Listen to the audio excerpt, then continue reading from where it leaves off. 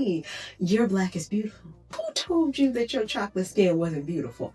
When I tell you chocolate and caramel and all mocha and all these beautiful colors that we come in, and that is not taking away from our lighter complected sisters. They are beautiful as well. But today I wanted to talk to my beautiful chocolate melanated sisters. When I tell you that we are stunningly beautiful, we're walking around looking like a beautiful, silky, smooth Godiva chocolate bar. I wish you would let somebody tell you that your black isn't beautiful. You are breathtakingly beautiful. When I tell you you need to wear every color in the rainbow because chocolate goes with everything, I wish I would let somebody tell me that I can only wear black and tan and brown. Not me. And you either. You need to wear your yellow and your purples and your green and orange. Or chocolate goes with everything. Oh, who told you that you weren't beautiful? Who told you that your beautiful dark skin wasn't beautiful, right? And I know that that comes from years of, us comparing ourselves to, Europeans and the smaller nose and the smaller lips and,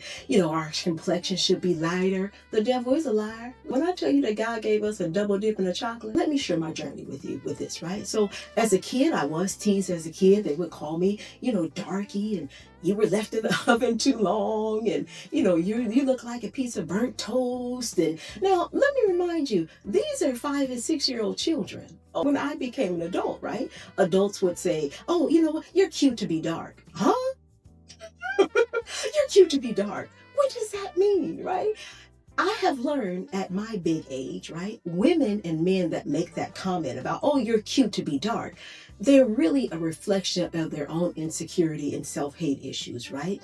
And it's really, I learned to sort of feel a bit of compassion towards them, right? Because that means that they don't truly love themselves, right? They don't recognize that, our beautiful dark complexion, right, is deep rooted in our ancestry and, in our strength and our power and our resilience, right?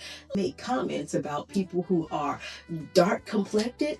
They really don't like themselves, right? Because think about it, right? We are all a part of this beautiful diaspora, which represents beautiful black folks, right? And of course, as I mentioned about as when I was a kid, but when you become an adult, right? And you make comments about, someone's nose is too big and, oh, their lips are too big and, oh, their hair is this way and, what is wrong with you?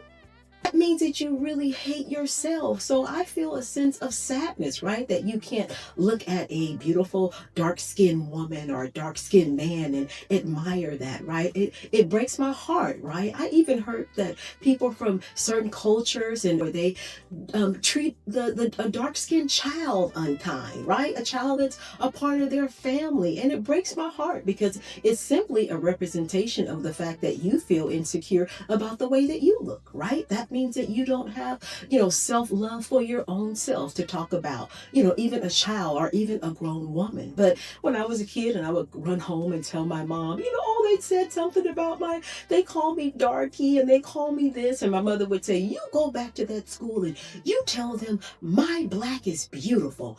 You tell them that your black is beautiful. And I would go back to the school and I would tell the kids, and of course they would laugh at me. But you know what? I'm glad that you did that, right? Because that made me into the confident woman that I am on today. If you are blessed with a beautiful chocolate baby, you inspire and you encourage that baby and let that baby know that's not your problem, right? That's their problem, right? They have self-hate issues. They have things going on within themselves, right? Because who else would make comments about that? If you are a secure human being, you would make comments about that, right? That's almost like looking in the mirror and talking about your own self, because we are all part of this beautiful diaspora, which is beautiful black folks, right? Listen, embrace your color, love your color. God gave us a double dip in a chocolate. A double dip in a chocolate. And when I tell you, you need to walk around like you own the room and like you own places, listen, you are gorgeous. You are made in the image of God. Listen, I wish I would let somebody or another woman tell me that I look like this and, oh, I'm dark skinned and that's a negative thing. I wish I would. That ain't never gonna happen. And I have heard stories from both men and women, and maybe this is a story that you can relate to, or maybe you've experienced this in the past, or maybe it's something that you are currently experiencing. But I have heard them mention to me and say, when I walk in a room, if I'm the darkest one, it makes me feel insecure. Why?